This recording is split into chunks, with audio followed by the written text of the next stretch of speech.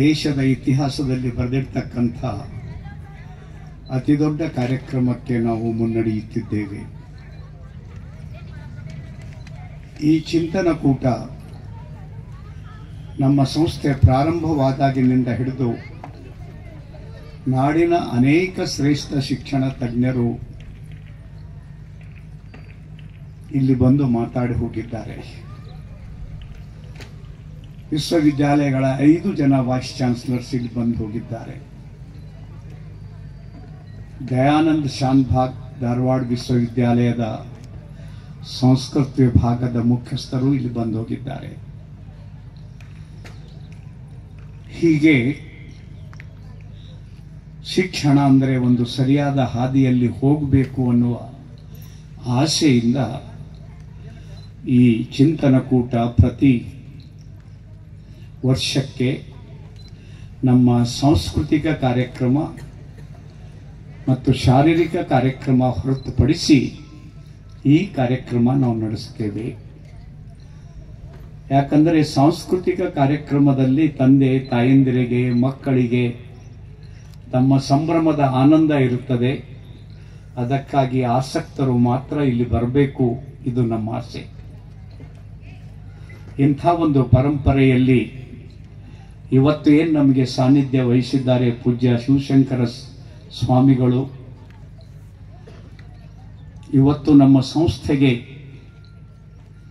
The biggest donor, ಶಿಕ್ಷಣ ಕಾರ್ಯಕ್ಕೆ ಅತಿ ದೊಡ್ಡ ದಾನ ಕೊಟ್ಟಂಥ ಮಠ ಅಂದರೆ ಶಿವಶಂಕರ ಮಠ. ಒಟ್ಟು 56 ಎಕರೆ ಜಮೀನನ್ನು ನಮ್ಮ ಸಂಸ್ಥೆಗೆ ಶೈಕ್ಷಣಿಕ ಕಾರ್ಯಕ್ಕಾಗಿ ದೇಣಿಗೆಯಾಗಿ ಕೊಟ್ಟಿದ್ದಾರೆ. ಅದನ್ನು ನಾವು ಅಕ್ಷರಶಃ ಮಕ್ಕಳ ಕಲ್ಯಾಣಕ್ಕಾಗಿಯೇ ಬಳಸ್ತೇವೆ, ಮಾನವೀಯ ಸೇವೆಗಾಗಿಯೇ ಬಳಸ್ತೇವೆ. ಇದು ನಮ್ಮ ಗುರಿಯಾಗಿದೆ. ಅದೇ ರೀತಿಯಾಗಿ ಆದರಣೀಯ ಶಂಕರಾನಂದ್ ಅವರು ನಮ್ಮ ದೇಶದ ಜಗತ್ತಿನ ಅತಿದೊಡ್ಡ ಒಂದು ಸೇವಾ ಸಂಸ್ಥೆ ರಾಷ್ಟ್ರೀಯ ಸ್ವಯಂ ಸೇವಕ ಸಂಘ ಹಂತದರಲ್ಲಿ ದೀರ್ಘಕಾಲದ ಸೇವೆ ಮಾಡ್ತಾ ಪ್ರಸ್ತುತ ಶಿಕ್ಷಣ ಕ್ಷೇತ್ರದಲ್ಲಿ ಯಾವ ಮೌಲ್ಯಗಳ ಮೇಲೆ ನಮ್ಮ ಮಕ್ಕಳ ವಿಕಾಸ ಮಾಡಬೇಕು. ಯಾಕಂದರೆ ಇವತ್ತಿನ ಕಾಲದಲ್ಲಿ ಅಡವಿಯಲ್ಲಿ ಕರ್ಕೊಂಡೊಯ್ದು ಗುರುಕುಲ ಶಾಲೆ ನಡೆಸಲಿಕ್ಕೆ ಸಾಧ್ಯ ಇಲ್ಲ. ಇದ್ದಂಥ ಪರಿಸ್ಥಿತಿಯಲ್ಲಿನೇ ಕಾಲಮಾನದ ಆಧುನಿಕ ಉಪಕರಣಗಳನ್ನು ಬಳಸಿಕೊಂಡು ಒಂದು ಸುದೀರ್ಘವಾದ ಸಮಾಜದ ಮೇಲೆ ಪರಿಣಾಮ ಬೀರ್ತಕ್ಕಂಥ ಮೌಲ್ಯಗಳಿಗಾಗಿ ಒಂದು ಭಾರತದ ಅತಿದೊಡ್ಡ ಸಂಸ್ಥೆ ಭಾರತೀಯ ಶಿಕ್ಷಣ ಮಂಡಳ, ಇದು ರಾಷ್ಟ್ರೀಯ ಸ್ವಯಂ ಸೇವಕ ಸಂಘದಿಂದ ಪ್ರೇರಣೆ ಪಡೆದಂಥ ಸಂಸ್ಥೆ. ಅಂಥ ಶಂಕರಾನಂದ್ ಅವರು ಇವತ್ತು ನಮಗೆ ಮಾತನಾಡಲಿದ್ದಾರೆ. ಜೊತೆಯಲ್ಲಿ ವೀರಣ್ಣ ಮಾದೇನೂರವರು, ರೇಣುಕಾ ತಾಡೇಪಲ್ಲಿ, ದೀರ್ಘಕಾಲ ವೀರಣ್ಣ ನಮ್ಮ ಸಂಸ್ಥೆಯಲ್ಲಿ ಸೇವೆ ಸಲ್ಲಿಸಿದ್ದಾರೆ. ಅವರ ಪರಿವಾರದ ಗನಿಷ್ಠ ಸಂಬಂಧ ನನಗಿದೆ. ಮೊಟ್ಟ ಮೊದಲು ಒಂದು ಫೈನಾನ್ಸ್ದಲ್ಲಿ ಕೆಲಸ ಮಾಡಬೇಕಂತ ಸೇರಿಸುವಾಗ ಅವರಿಗೆ ತಿಂಗಳಿಗೆ 75 ರೂಪಾಯಿ ಸಂಬಳ ಇತ್ತು. ಇವತ್ತು ಅಗರ್ಭ ಶ್ರೀಮಂತರಾಗಿದ್ದಾರೆ. ಯಾವಾಗ ಸ್ವಂತ ಉದ್ಯೋಗ ಮಾಡುವ ಸ್ಥಿತಿ ಬಂತು, ನನಗೆ ಕೇಳಿದ್ರು, ನಾನು ರಿಸೈನ್ ಮಾಡಬೇಕಂತ ಮಾಡಿದ್ದೇನೆ, ಅಥವಾ ನೀವೇನು ಹೇಳ್ತೀರಿ? ನಾನು ಹೇಳಿದೆ, ನೀವು ರಿಸೈನ್ ಮಾಡಿ, ನಿಮ್ಮ ಉದ್ಯೋಗ ಮಾಡಿ, ಸಂಸ್ಥೆ ಜೊತೆಗೆ ಇರ್ರಿ ಅಂತೇಳಿ. ಅದೇ ರೀತಿ ಒಂದು ಪರೀಕ್ಷೆಯ ಕ್ಷಣ ರೇಣುಕಾ ತಾಡೇಪಲ್ಲಿ. ನಿಜವಾಗಿ ಹೇಳಬೇಕಾದ್ರೆ ನಿಮಗೆಲ್ಲ ಆಶ್ಚರ್ಯ ಆಗ್ಬೋದು. ನಮ್ಮ ಡಿಗ್ರಿ ಕಾಲೇಜಿನಲ್ಲಿ ಪಾಸಾಗಿ ಮುಂದೆ ಒಂದು 2 ವರ್ಷದಲ್ಲಿ MA ಮಾಡಿ ನಮ್ಮ ಸಂಸ್ಥೆಯ ಡಿಗ್ರಿ ಕಾಲೇಜಿಗೆ ಅಡ್ಮಿನಿಸ್ಟ್ರೇಟರ್ ಆಗಿ 6 ತಿಂಗಳ ಕಾಲ ರೇಣುಕಾ ತಾಡೇಪಲ್ಲಿ ಅವರು ಕೆಲಸ ಮಾಡಿದ್ದಾರೆ. ಮತ್ತು ದಟ್ ವಾಸ್ ಗೋಲ್ಡನ್ ಪೀರಿಯಡ್. ಯಾಕಂದ್ರೆ ಚಿಕ್ಕ ಮಕ್ಕಳು ತಮ್ಮ ಗುರುಗಳೇ ಅಂತ ಅನ್ಸ್ಕೊಂಡ್ರೆ ಅಪಮಾನ ಆಗುತ್ತೆ. 6 ತಿಂಗಳು ಡಿಗ್ರಿ ಕಾಲೇಜಿನ ಉತ್ತಮ ವಾತಾವರಣವನ್ನು ಕಾಪಾಡಿಕೊಂಡು ಬಂದಂತಹ ಕೀರ್ತಿ ರೇಣುಕಾ ತಾಡೇಪಲ್ಲಿಗಿದೆ. ಅನಿವಾರ್ಯ. ಇವತ್ತು ಸರ್ಕಾರಿ ಅಪಾಯಿಂಟ್ಮೆಂಟ್ ಆದಾಗ ನಾವು ಬಿಡಲೇಬೇಕಾಗ್ತದೆ. ಈಗ ನಾನೇನಾದರೂ ರೇಣುಕಾಗಂದರೆ ಅವರು ನನಗೆ ಬೈತಾರೆ, ನೀನೇ ಕೊಟ್ಟು ಕಳಿಸಿದವ ಅಂತ ಹೇಳಿ ಕೇಸಿ. ನಾವು ಕಳಿಸ್ಲಿಲ್ಲ ಅಂದರೆ ಹೂವು ಪತ್ರಿ ಏರ್ಸ್ಕೋಬೇಕಾಗುತ್ತೆ. ಇಲ್ಲಿ ಅನಂತ ದೇಶಕ್ಕಿದ್ದಾರೆ, ನಾವು ಸುಮ್ಮನೆ ಇದ್ದೆವು. ಅವ್ರ ತಂದೆ ಹೆಂಗೆ ಬೈದ್ರೆ ನಮಗಂದ್ರೆ ಇವತ್ತು ನೆನೆಸ್ಬೇಕಾಗ್ತದ. ನೀವೇನು ಜಾದು ಮಾಡಿರೇನೋ ನಮ್ಮ ಮಕ್ಕಳಿಗೆ ಅವ್ರ ಜೀವನ ಹಾಳು ಮಾಡ್ತೀರಿ, ಚಲೋ ನೌಕರಿ ಬಂದದಂದ್ರೆ ನೀವು ಕಳಿಸ್ಲಿಲ್ಲ, ಅದು ಇದು ಅಂದರೆ ನಾವು ಗೆಟ್ ಔಟ್ ಅಂತ ಹೇಳಿದೆವು. ಅನಂತ ದೇಶಕ್ಕಿಗೆ ಹೋದ, ಒಂದು 2-3-4 ತಿಂಗಳು ನೌಕರಿ ಮಾಡ್ದ. ನೌಕರಿ ಬಿಟ್ಟು ಬಂದು ಮನ್ಯಾಗ ಕುಂತ. ಮತ್ತು ಜೀವನದಲ್ಲಿ ನೌಕರಿಗೆ ಹೋಗಲೇ ಇಲ್ಲ. ಕೊನೆಗೆ ಮನೆಯಲ್ಲಿ ಇಂತಹ ಸ್ಥಿತಿ ಆಯಿತು, ಅವರಪ್ಪನೇ ಮತ್ತೆ ನಮ್ಮಲ್ಲಿ ಬಂದ. ಇಲ್ಲ ರೀ, ಹೆಂಗಾರ ಮಾಡಿ ನಮ್ಮ ಮಗನಿಗೆ ನಿಮ್ಮ ಶಾಲೆಗೆ ತಗೋರಿ. ಆಮೇಲೆ ಅನಂತ ದೇಶಕ್ಕೆ ನಮ್ಮಲ್ಲಿ ಬಂದು ಶಿಕ್ಷಕರಾದರು. ಅವತ್ತಿನ ಘಟನೆಗಳು ಒಬ್ಬೊಬ್ಬ ಶಿಕ್ಷಕರ ಜೀವನದಲ್ಲಿ ನೆನೆಸ್ಕೊಂಡ್ರೆ 3-4 ತಿಂಗಳವರೆಗೆ ನಾವು ಸಂಬಳ ಕೊಡ್ತಿದ್ದಿಲ್ಲ. ಸಂಬಳ ಕೊಡದೇ ಇದ್ದಾಗ ನಾನು ಊರು ಬಿಟ್ಟು ಹೋಗ್ತಿರ್ಲಿಲ್ಲ. ಒಂದೊಂದು ಸಲ ಶಿಕ್ಷಕರು, ಸರ್ ನನಗೆ ಒಂದು 5 ರೂಪಾಯಿ ಕಲಬುರಗಿಗೆ ಹೋಗಲಿಕ್ಕೆ ಬೇಕಂತ ಕೇಳೋಕೆ ಬರ್ತಿದ್ರು. ಇಲ್ಲಿ ಸಂಜಯ್ ಸ್ಟೋರ್ ಅಂತ ಒಂದು ಅಂಗಡಿ ಇತ್ತು. ನಮ್ಮ ಮನೆ ಎದುರುಗಡೆ ಚಂದ್ರಕಾಂತ್ ಐನಾಪುರ್ ಅಂತ ಹೇಳಿ ಒಂದು ಕಿರಾಣಿ ಅಂಗಡಿ ಇತ್ತು. ಅಂಥವ್ರ ಕಡೆ ನಂದು ಯಾವಾಗಲೂ 300-400 ರೂಪಾಯಿ ಇಂಥವರಿಗೆ ದುಡ್ಡು ಕೊಡಲಿಕ್ಕೆ ನಾನು ಬಾಕಿ ಮಾಡ್ತಿದ್ದೆ. ಈ ರೀತಿಯ ಒಂದು ವಿಶಿಷ್ಟವಾದ ರೀತಿಯಲ್ಲಿ ನಮ್ಮ ಸಂಸ್ಥೆ ಬೆಳೆದು ನಿಂತಿದೆ. ಇನ್ನೊಂದು ಮಾತು ನಿಮಗೆ ಹೇಳಲಿಕ್ಕೆ ನಾನು ಇಚ್ಛೆ ಪಡ್ತೇನೆ. ಕೊತ್ತಲ ಬಸವೇಶ್ವರ ಶಿಕ್ಷಣ ಸಂಸ್ಥೆಯಿಂದ ಕಲ್ಯಾಣ ಕರ್ನಾಟಕ ಪ್ರದೇಶ ಮತ್ತು ಬಿಜಾಪುರ ಬಾಗಲಕೋಟ್ ಜಿಲ್ಲೆಯಲ್ಲಿ ಕನಿಷ್ಠ 200ಕ್ಕೂ ಹೆಚ್ಚಿನ ಶಾಲೆಗಳನ್ನು, ಅದರ ಶಿಶು ಕ್ಲಾಸು, ನರ್ಸರಿ ಸ್ಕೂಲನ್ನು ನಾವು ಪ್ರಾರಂಭ ಮಾಡಿ ಇವತ್ತು ಅನೇಕ ಜೂನಿಯರ್ ಕಾಲೇಜ್ವರೆಗಿವೆ, ಡಿಗ್ರಿ ಕಾಲೇಜ್ವರೆಗಿವೆ. ಅಂಥ ಶಾಲೆಗಳ, ಅನೇಕ ಶಾಲೆಗಳ, ತಾಳಿಕೋಟಿ ಆಗಿರಬಹುದು, ಮುದ್ದೇಬಿಹಾಳ್ ಆಗಿರಬಹುದು, ಇಂಥ ಶಾಲೆಗಳ ಬೆಳ್ಳಿ ಹಬ್ಬಗಳಿಗೂ ನಾನು ಹೋಗಿ ಬಂದಿದ್ದೇನೆ. ಕೊತ್ತಲ ಬಸವೇಶ್ವರ ಶಿಕ್ಷಣ ಸಂಸ್ಥೆ ತಾನೇ ಬೆಳಿಲಿಕ್ಕೆ ಕನಸು ಕಂಡಿಲ್ಲ. ತನ್ನ ಜೊತೆಯಲ್ಲಿ ಶಿಕ್ಷಣದ ಮುಖಾಂತರ ಸಮಾಜದಲ್ಲಿ ಪರಿವರ್ತನೆ ಆಗಬೇಕು ಅಂತ ಹೇಳಿ ಕನಿಷ್ಠ 200ಕ್ಕೂ ಹೆಚ್ಚಿನ ಶಾಲೆಗಳಿಗೆ ನಾವು ಶ್ರೀ ಗಣೇಶ ನೀಡಿದ್ದೇವೆ. ಜೊತೆಯಲ್ಲಿ ಬಹಳ ಜನ ಬಸವರಾಜ್ ಪಾಟೀಲ್ರು ಅಂತಂದರೆ ಕಲ್ಯಾಣ ಕರ್ನಾಟಕದ ಹರಿಕಾರರು ಅಂತ ಕರೀಲಿಕ್ಕೆ ಶುರು ಮಾಡಿದ್ದಾರೆ.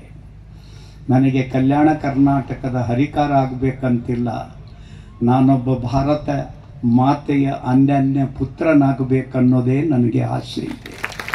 ಜಗತ್ತಿಗಾಗಿ ಕಲ್ಯಾಣ ಕರ್ನಾಟಕ ಇದು ಒಂದು ಪ್ರಯೋಗ ಭೂಮಿ, ಎಕ್ಸ್ಪೆರಿಮೆಂಟ್ ಲ್ಯಾಂಡ್. ಇದರ ಪರಿಣಾಮವಾಗಿ ಇವತ್ತು ಕಲ್ಯಾಣ ಕರ್ನಾಟಕದಲ್ಲಿ ನಮಗೆ ಎಷ್ಟು ಶಿಕ್ಷಣ ಸಂಸ್ಥೆಗಳ ಜೊತೆಗೆ ಸಂಬಂಧ ಇದೆ ಅಂದರೆ ಕನಿಷ್ಠ 15 ಲಕ್ಷಕ್ಕಿಂತ ಹೆಚ್ಚಿನ ಮಕ್ಕಳನ್ನು ಪಾಠ ಕೊಡ್ತಕ್ಕಂಥ ಶಿಕ್ಷಣ ಸಂಸ್ಥೆಗಳ ಜೊತೆಗೆ, ವಿಶ್ವವಿದ್ಯಾಲಯಗಳ ಜೊತೆಗೆ ಘನಿಷ್ಠವಾದ ಸಂಬಂಧ ಸೇಡಂ ಕೊತ್ತಲ ಬಸವೇಶ್ವರ ಭಾರತೀಯ ಶಿಕ್ಷಣ ಸಮಿತಿಗೆ ಇದೆ.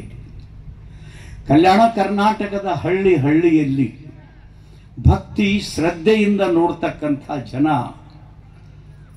ಅದು ಕೊತ್ತಲ ಬಸವೇಶ್ವರ ಅಂತ ಶಬ್ದ ಕಿವಿಗೆ ಬಿದ್ದರೆ ಏನೋ ಒಂದು ನನ್ನದು ಅನ್ನುವ ಭಾವನೆ ಕ್ರಿಯೇಟು ಈ ಸಂಸ್ಥೆ ನಿರ್ಮಾಣ ಮಾಡಿದೆ ತನ್ನ ಆಕಾಶವಾಣಿಯ ಕಾರ್ಯಕ್ರಮದ ಮುಖಾಂತರ. ಕಳೆದ 21 ವರ್ಷಗಳಿಂದ ನಡೆಯುವ ಕಾರ್ಯಕ್ರಮ ಆಕಾಶವಾಣಿದ್ದು, ಈಗ ಕಳೆದ 3 ವರ್ಷಗಳಿಂದ ಇಡೀ ಕರ್ನಾಟಕದ ಎಲ್ಲ ರೇಡಿಯೋ ಸ್ಟೇಷನ್ಗಳ ಮುಖಾಂತರ ಪ್ರತಿ ವಾರ 15 ನಿಮಿಷ ರೇಡಿಯೋ ಕಾರ್ಯಕ್ರಮ ಮಂಗಳೂರಿನಿಂದ, ಕೊಡಗುನಿಂದ, ಕಾರವಾರದಿಂದ, ಉಡುಪಿಯಿಂದ ನೀವೇನೇನು ಒಳ್ಳೊಳ್ಳೆ ಕಾರ್ಯಕ್ರಮ ಮಾಡ್ತೀರಿ ಅಂಥವು ನಮ್ಮಲ್ಲಿ ಬಂದು ಯಾಕೆ ಮಾಡಂಗಿಲ್ಲ ಅಂತ ಕೇಳ್ತಾರೆ. ಇವತ್ತು ಬಿಜಾಪುರ ಬಾಗಲಕೋಟ್ ಜಿಲ್ಲೆಯವರು ಒಂಟ ಕಾಲ ಮೇಲೆ ನಿಮ್ಮ ಜೊತೆಗೆ ನಮ್ಮನ್ನು ಸೇರಿಸ್ಕೊಳ್ಳಿ ಅಂತ ಕೇಳ್ತಾರೆ. ಹೀಗೆ ನಿರ್ಮಲ ಮನಸ್ಸಿನಿಂದ ನಾಡ ನುಡಿಯ ಸೇವೆಗೆ ಸಮರ್ಪಿತವಾಗಿರ್ತಕ್ಕಂಥ ಕೊತ್ತಲು ಬಸವೇಶ್ವರ ಶಿಕ್ಷಣ ಸಮಿತಿ ನಮ್ಮ ಸಂಸ್ಥೆಯ ವ್ಯವಸ್ಥೆಯಲ್ಲಿ ನಾವು ಮೊದಲೇ ಒಂದು ನಿರ್ಣಯ ಮಾಡಬೇಕು. ನಮ್ಮ ಆದಾಯದಲ್ಲಿ ಕನಿಷ್ಠ 5% ಹಣವನ್ನು ಈ ನಾಡಿನ ಕಲ್ಯಾಣಕ್ಕಾಗಿ, ಕಲ್ಯಾಣ ಕರ್ನಾಟಕಕ್ಕಾಗಿ ಖರ್ಚು ಮಾಡಬೇಕು ಅಂಥೇಳಿ, ಮತ್ತದನ್ನು ಅಕ್ಷರಶಃ ಪಾಲಿಸಿಕೊಂಡು ನಾಡ ನುಡಿಗೆ ಸಮರ್ಪಿತವಾದಂಥ ಕೊತ್ತಲ ಬಸವೇಶ್ವರ ಭಾರತೀಯ ಶಿಕ್ಷಣ ಸಮಿತಿ ಇವತ್ತು ತನ್ನ 50ನೇಯ ಸ್ವರ್ಣಿಮ ಮಹೋತ್ಸವದಲ್ಲಿ ಮೊದಲನೇ ದಿನದಲ್ಲಿ ಕಾಲಿಡ್ತಾ ಇದೆ. ಆತ್ಮೀಯ ಬಂಧುಗಳೇ, ನಾಳಿನ ಆಸ್ತಿಯಾಗಿರ್ತಕ್ಕಂಥ ವಿದ್ಯಾರ್ಥಿನಿಯರೇ, ಸಮಾಜದ ಅಭಿಮಾನಿಗಳೇ, ಸಮಾಜದಲ್ಲಿ ಸತ್ಕಾರ್ಯ ಮಾಡಿ ನಾವೆಂದೂ ಗೆದ್ದು ಹೋಗ್ತೀವಿ ಅಂತ ಹೇಳುವ ಹಾಗಿಲ್ಲ. ಇದೊಂದು ಅನಂತ ಪ್ರಕ್ರಿಯೆ. ನಮ್ಮ ದೇಶದಲ್ಲಿ ರಾಮ ಬಂದಿದ್ದಾನೆ, ಬುದ್ಧ ಬಂದಿದ್ದಾನೆ, ಬಸವ ಬಂದಿದ್ದಾನೆ. 100ಕ್ಕೆ 100 ದೇಶ ಚೆನ್ನಾಗಿ ಆಗಿಲ್ಲ. ನಮ್ಮ ದೇಶದಲ್ಲಿ ಮಹಾ ಕ್ರೂರಿ ಹಿಟ್ಲರ್ನ ಹಾಗೆ ಬೇರೆ ಬೇರೆ ಈ ರೀತಿಯ ಸ್ವರೂಪದ ರಾಕ್ಷಸಿ ಶಕ್ತಿಗಳು ಸಹ ಈ ಜಗತ್ತಿನಲ್ಲಿ ಬಂದು ಹೋಗಿವೆ. ಜಗತ್ತನ್ನು ಹಾಳು ಮಾಡಲಿಕ್ಕೆ, ಮನುಷ್ಯತ್ವದಿಂದ ದೂರ ಮಾಡಲಿಕ್ಕೆ ಸಾಧ್ಯ ಇಲ್ಲ. ಇದೊಂದು ಅನಂತವಾದಂತಹ ಪ್ರಕ್ರಿಯೆ. ಮನುಷ್ಯನನ್ನು ಮನುಷ್ಯನಾಗಿ ಉಳಿಸಿಕೊಂಡು ಒಂದು ಸುಂದರ ಜಗತ್ತನ್ನು ಕಾಣಬೇಕು ಅಂತಕ್ಕಂಥ ಆಸೆ ಸೇಡಂದ ಪರಂಪೂಜ್ಯ ಮಡಿವಾಳಯ್ಯ ಸ್ವಾಮಿಗಳ ಆಸೆ. ನಮ್ಮ ಸಂಸ್ಥೆಯ ಎಲ್ಲರಿಗೆ ತಮ್ಮ ಉಸಿರು ಬಿಡೋದಕ್ಕಿಂತ 1-2 ತಿಂಗಳ ಮುಂಚೆ, ಆವಾಗ ಬರೀ ಒಂದು 30-40 ಜನ ಶಿಕ್ಷಕರಿದ್ದರು, ಕೂಡಿಸಿ ಹೇಳಿದರು, ನಿಮ್ಮ ಕಾರ್ಯವನ್ನು ನೀವು ಪ್ರಾಮಾಣಿಕವಾಗಿ ಮಾಡಿ, ಉಳಿದ ಕೆಲಸ ದೇವರು ಮಾಡ್ತಾನೆ. ಇದು ಅವರು ಕೊಟ್ಟಿರ್ತಕ್ಕಂಥ ಆ ದೇವಸ್ಥಾನದ ತಮ್ಮ ಬಾಗಲ ಪಕ್ಕದ ಕಟ್ಟೆಯ ಮೇಲೆ ಕುಳಿತು ಕೊಟ್ಟಿರುವ ಸಂದೇಶ ಇವತ್ತು ನಮ್ಮ ಮೈಗೆ ಜುಮ್ಮೆನಿಸುತ್ತದೆ. ಇವತ್ತು ನಮ್ಮ ಸಂಸ್ಥೆಯಲ್ಲಿಯೇ ದುಡಿದಿರ್ತಕ್ಕಂಥ, ಓದಿರ್ತಕ್ಕಂಥ 5-6 ವಿದ್ಯಾರ್ಥಿಗಳು ಇವತ್ತು ಆಡಳಿತ ಮಂಡಳಿಯ ಸದಸ್ಯರಾಗಿದ್ದಾರೆ. ಅದೇ ರೀತಿ 5-6 ಜನ ಆತ್ಮೀಯ ಗೆಳೆಯರನ್ನು ನಾವು ಕಳ್ಕೊಂಡಿದ್ದೇವೆ. ಅದು ರಾಮಾನು ಸ್ಥಾಪನೆ ಆಗಿರ್ಬೋದು, ಸುದರ್ಶನ್ ಆಗಿರ್ಬೋದು, ಮಾಲ್ಪಾಣಿ ಆಗಿರ್ಬೋದು, ಬೀಡಪ್ಪ ಶಿವಶರಣಪ್ಪ ಆಗಿರ್ಬೋದು, ಚಂದ್ರಶೇಖರ್ ಐನಾಪುರ ಆಗಿರಬಹುದು. ಹೀಗೆ ಅನೇಕ ಆತ್ಮೀಯರನ್ನು ಕಳ್ಕೊಂಡಿದ್ದೇವೆ. ಆದರೆ ಮ್ಯಾಕ್ಸಿಮಮ್ ಈ ಶಾಲೆಯಲ್ಲಿ ಓದಿದವರನ್ನೇ ಈ ಸಂಸ್ಥೆಯ ಆಡಳಿತ ಮಂಡಳಿಯಲ್ಲಿ ನಾವು ಸೇರಿಸಿದ್ದೇವೆ. ಇವತ್ತು ಪೂಜ್ಯರ ನೇತೃತ್ವದಲ್ಲಿ ನಮಗೊಂದು ಭರವಸೆ ಬಂದಿದೆ. ನಿಶ್ಚಿತ ಸದಾಶಿವ ಶ್ರೀಗಳು ಈ ಸಂಸ್ಥೆಯ 75ನೇಯ ಉತ್ಸವ ತಮ್ಮ ಬಲದ ಮೇಲೆ, ಹೊಸ ಪೀಳಿಗೆಯ ಮೇಲೆ ಅತ್ಯಂತ ಗೌರವಯುತವಾಗಿ ಇಡೀ ಭಾರತವೇ ಕೊತ್ತಲ ಬಸವೇಶ್ವರ ಭಾರತೀಯ ಶಿಕ್ಷಣ ಸಮಿತಿಯ ಕಡೆ ನೋಡುವಂತೆ ಮಾಡ್ತಾರೆ ಅಂತಕ್ಕಂಥ ನಂಬಿಕೆ ನನಗಿದೆ ಅಂತ ನಾನು ಹೇಳ್ತೇನೆ. ಈ ಕಾರ್ಯದಲ್ಲಿ ಇಲ್ಲಿರ್ತಕ್ಕಂಥ ಎಲ್ಲ ಗೌರವಾನ್ವಿತ ಶಿಕ್ಷಕ ವೃಂದವೇ, ತಪ್ಪಿನೂ ನೀವು ಸಾಮಾನ್ಯ ಶಿಕ್ಷಕರು ಅಂತ ತಿಳ್ಕೊಳ್ಬೇಡಿ.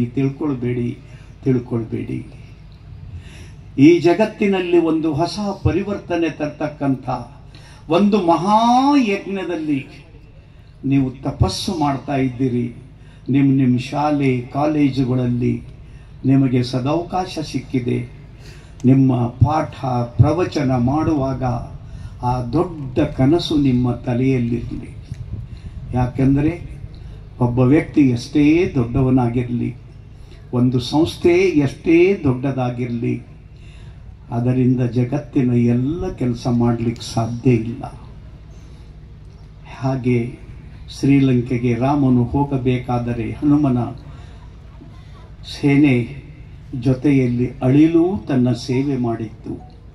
ಹಾಗೆಯೇ ನಮ್ಮ ಎಲ್ಲ ಸೇವಾ ಬಳಗ, ಶಿಕ್ಷಕರು, ಶಿಕ್ಷಕೇತರ ಸೇವಾ ಬಳಗ, ಅವರೆಲ್ಲ ಕೈ ಜೋಡಿಸಿ ವಿನಂತಿ ಮಾಡ್ತೇನೆ, ಇಂಥ ಐತಿಹಾಸಿಕ ಮಹಾಯಜ್ಞವನ್ನು ತಾಯಿ ಭಾರತಾಂಬೆ ತನ್ನ ನೈತಿಕ ಬಲದ ಮೇಲೆ, ತನ್ನ ಶೀಲದ ಮೇಲೆ, ತನ್ನ ಚಾರಿತ್ರ್ಯದ ಮೇಲೆ ಮತ್ತೊಮ್ಮೆ ಜಗನ್ಮಾತೆಯಾಗಿ ಕಾಣಬೇಕು. ಈ ಪ್ರೇರಣೆ ನಾವು ಪಡೆದಿದ್ದು ಡಾಕ್ಟರ್ ಹೆಡ್ಗೇವಾರರಿಂದ. ಒಂದು ಕಾಲದಲ್ಲಿ ಡಾಕ್ಟರ್ ಹೆಡ್ಗೇವಾರರು ಕಣ್ಣೀರಿಟ್ಟು ಅಳತಿದ್ದರು. ನಾವು ಡಾಕ್ಟರ್ ಹೆಡ್ಗೇವಾರ್ ಅವರ ಜೀವನದ ಕಥೆಗಳನ್ನು ಕೇಳಿದಾಗ ತಾರುಣ್ಯದ ವಯಸ್ಸಿನಲ್ಲಿ ಕಣ್ಣೀರಿಟ್ಟು ಅತ್ತವರಿದ್ದೇವೆ. ಈ ಕಾರ್ಯ ಮುಗಿಸುವ ದೃಷ್ಟಿಯಿಂದ, ಆ ಗುರಿಯನ್ನು ಮುಟ್ಟುವ ದೃಷ್ಟಿಯಿಂದ ನಮಗೆ ದೀರ್ಘವಾದ ಪ್ರಯಾಣ ಮಾಡಬೇಕಾಗಿದೆ. ಆ ಪ್ರಯಾಣದಲ್ಲಿ ಕೊತ್ತಲ ಬಸವೇಶ್ವರ ದೇವಾಲಯದ ಆಶೀರ್ವಾದ, ಕೊತ್ತಲ ಬಸವೇಶ್ವರ ಶಿಕ್ಷಣ ಸಮಿತಿಯ ದಿಟ್ಟವಾದಂಥ ಹೆಜ್ಜೆಗಳು ಭಾರತದ ಭವಿಷ್ಯವನ್ನು ಬರೆಯುವುದರಲ್ಲಿ, ಜಗತ್ತಿನಲ್ಲಿ ಮಾನವತೆಯ ಇತಿಹಾಸ ಬರೆಯುವುದರಲ್ಲಿ ಅದೊಂದು ಐತಿಹಾಸಿಕ ದಾಖಲಾತಿಯಾಗಲಿ, ಇದು ನನ್ನ ಇಚ್ಛೆ ಇದೆ. ಅಂಥ ಒಂದು ಇಚ್ಛೆಗೆ ಪೂರಕವಾಗಿ ಆದರಣೀಯ ಶಂಕರಾನಂದ್ ಅವರು ನಮ್ಮನ್ನು ಮಾರ್ಗದರ್ಶನ ಮಾಡಲಿ. ಆ ಎತ್ತರಕ್ಕೆ ನಾವೆಲ್ಲರೂ ಹೋಗಲಿಕ್ಕೆ ಪ್ರಯತ್ನ ಮಾಡೋಣ ಅಂತೇಳಿ ಎಲ್ಲರಿಗೆ ವಂದಿಸಿ ನನ್ನ ಮಾತು ಮುಗಿಸ್ತೇನೆ.